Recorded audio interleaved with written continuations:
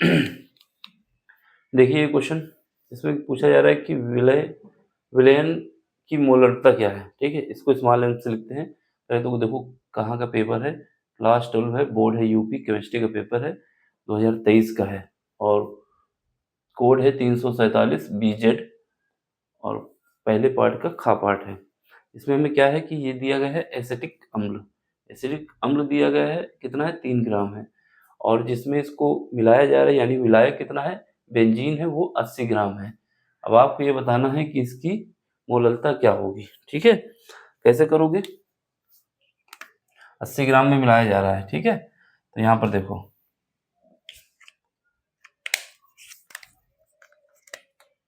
सबसे पहले हमें क्या है, एसिटिक अम्ल का फार्मूला याद आना चाहिए।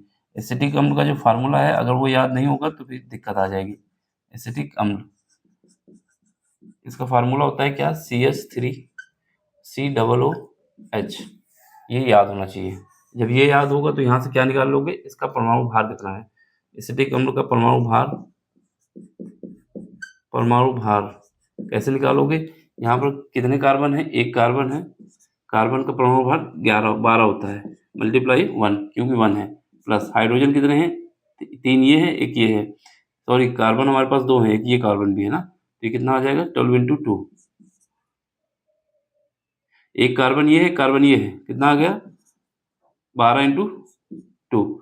यहाँ हाइड्रोजन कितना है, 3 है, एक 4 है, 4 इंटू 1 क्यों, एक हाइड्रोजन परमाणु भार 1 होता है।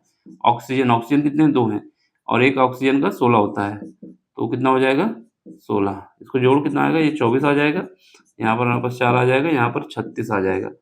सब ऐड कर लोगे तो ये आ जाएगा कितना, 60 आ जाएगा। इसका मतलब क्या हुआ कि हमारे पास एसिटिक अम्ल का जो परमाणु भार है 60 है। इसके बाद इससे मोल निकालो, क्योंकि 1 ग्राम में इतने हैं, तो हमें मोलों की संख्या निकालनी होगी। ठीक है, तो मोलों की संख्या बोले या फिर मोललता बोला जाता है। ठीक है, मोललता का है, मोलों की संख्या इसको कैसे लिखोगे, इसको लिखने के लिए क्या करोगे, कितना ग्राम दिया हुआ है, जो दिया गया है उसको लिखोगे, कितना है 3 ग्राम है।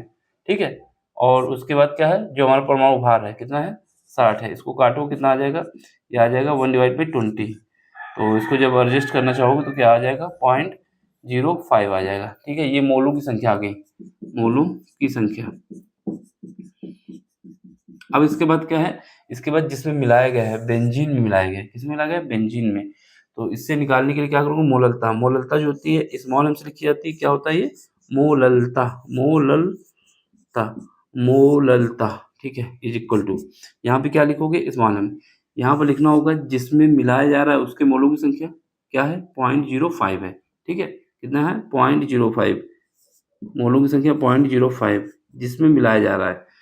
ठीक है, किसे मिला, सॉरी जिसमें मिलाया जा रहा है, ये हमारा विलायक है, ये विलयन है, और विलय की मोललता निकालनी है हमको। ठीक है, तो यहाँ पे क्या हुआ, ये हमारे पास मोलों की संख्या किसकी बता रहा हूँ मैं, एसिटिक अम्ल की।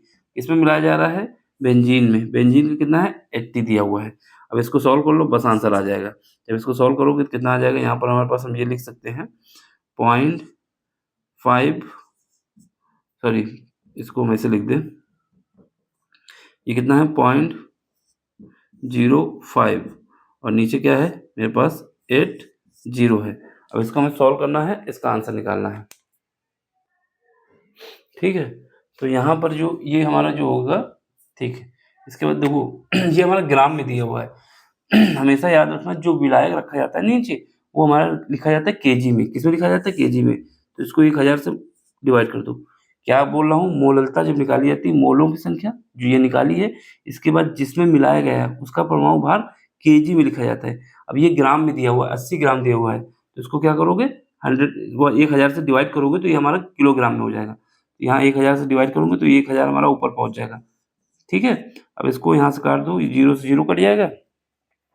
इसके बाद 4 से काटोगे तो 2 बार में ये कट जाएगा, और ये हमारे पास 25 चौको 100 हो जाएगा, 25 हो जाएगा। ठीक है, अब इसके बाद 2 बचा, ये मल्टीप्लाई कर लेना तो कितना आ जाएगा हमारे पास, 25 पंचे 125, कितना होगा 25 पंचे 125, 125 तो होगा, लेकिन पॉइंट कितने के बाद है, 2 के बाद है, एक यहाँ लगा देना। नीचे कितना है 2 है, इसको सॉल्व करेंगे तो हमारे पास कितना आ जाएगा, ये आ जाएगा 625 और ये हमारे यूनिट क्या होगी, मोल पर केजी।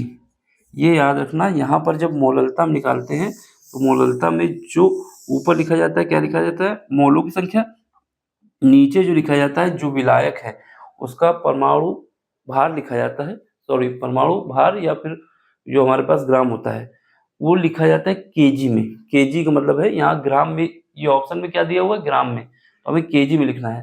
अब देखो कौन सा ऑप्शन है, तो ऑप्शन नंबर हमारे पास तीसरा सही होगा। ठीक है, इसका सूत्र लिख लो, अगर दिक्कत होगी तो ये याद रखना है, मोललता m इज इक्वल टू क्या होती है, मोलों की संख्या, मोलों की संख्या।